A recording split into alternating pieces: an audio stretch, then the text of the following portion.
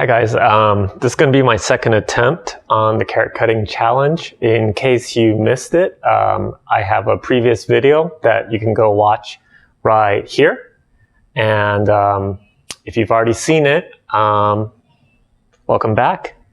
Let's see if I can get it this time. What are you doing differently this time?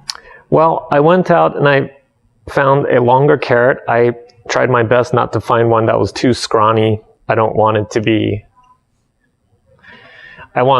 fair in the sense that it shouldn't be just a test of how quickly you can smack your knife down, and there should still be some resistance. So I picked out of the long ones, the ones that seemed like they were normal carrots.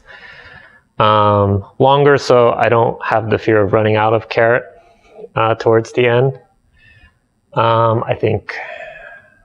But other than that, no practice. I mean, I've been practicing for 12 years cooking professionally. I don't like to practice specifically for a challenge. It's really just a test of skill. Okay, let me start the timer.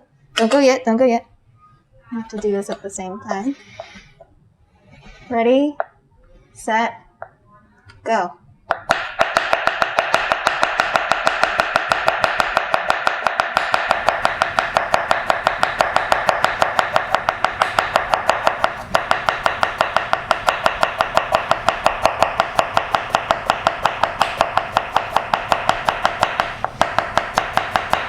Seconds.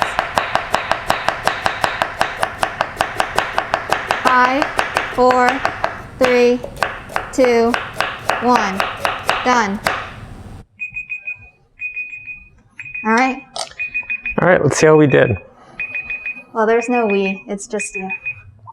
Let me turn off this really annoying sound. How did that feel? Felt okay. Okay, so same rules as last time. I'm not going to count incomplete things, so I'm going for nice perfect rounds. I'm going to go in 5s, so I'm not going to really know. I'm just going in groups of 5s, stacking them so we can get an easy count. So there's 2, 3, 4. They're not as pretty as last time.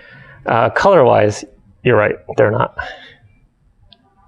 You're going to do anything with these carrots? Salad.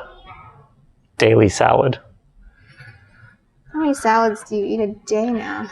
Oh, I mean, usually just one, but it's a really big salad. I like variety. I couldn't just eat a whole bunch of different salads.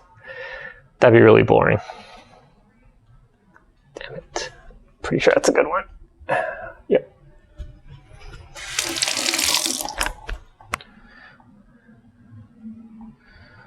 Any other challenges that you're eyeing? I don't know. I don't exactly scour the internet for challenges. I just happened upon this one.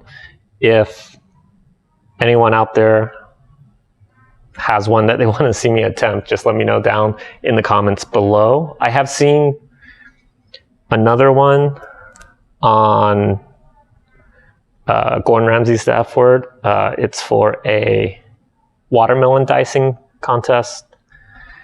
I don't feel like doing that one. I felt like in the video they didn't test it. They weren't very stringent on what they were looking for. It looked like you could do any kind of dice. And the guy wore a cut-proof glove, which I think is kind of defeats the point if you can't just go with it.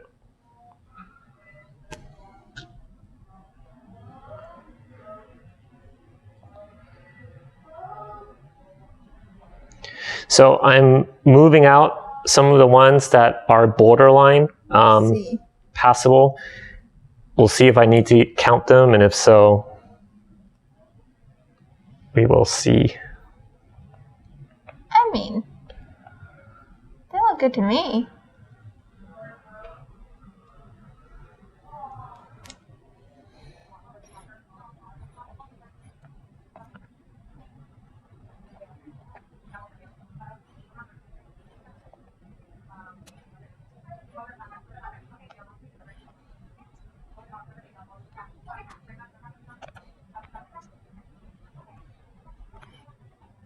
So let's see, we've got 2, 4, 6, 8, 10, 2, 4, 6. Okay, 7, and then just depending on how we count those. So that would be 85, 86, 87. So I'm right there with what he did. I have here 1, 2, 3, 4, 5, 6 that, I mean, you can come back with the camera so we can see how we would count those. So, I mean, it's barely there. Actually, this one looks pretty complete to me. So does this one. It's just thin. So is this one. Okay, so there's 90. Let's see. You can see here, it's just not, it's not a perfect round circle. Neither is that one. And neither is that one. Okay. So we're gonna call it 90. So I beat it by just 2. Honestly, that's still kind of disappointing. I was hoping to break 100. But I'm not practicing for this, just kind of to gauge where I'm at. It's kind of fun to do from time to time. If you can think of any challenges or just something you want to see me do, let me know down in the comments below. Did you want that? Yeah, there is a challenge that you are doing soon. Mm-hmm. You are going to be doing that blind taste test challenge. Oh. How do you feel about that? I'm pretty confident. You're pretty confident that you're going to beat Chef Evie and Sarah Traxel of the Toasted Coconut? You're on camera saying this. I'm not saying I'm going to beat them, but I'm confident in my palate. Okay, well, let's say that there are 15 ingredients. How many do you think you'll get right? Well, I think the challenge is these things are very subjective. So if you get, and you know, the 3 of us who are doing it come from completely different backgrounds. So I'm Asian American, and then the other 2 are not. So we're all different. You know, if you have ingredients that are Asian, maybe I have an advantage. Although actually all 3 of us know Asian flavors. But then if you throw in, you know, specific Latin flavors, like things from Mexico or things from Europe, Mediterranean, those might be more challenging. It just depends on exposure. Yeah, well, you're not getting anything out of me. It's Connor and I are picking the first round of ingredients, and there's going to be no cheating involved. I mean, I would like to think I have a pretty well-rounded palate, so I think I'll do okay. What do you think is your weakness in terms of palate? I mean, wines? What about wines?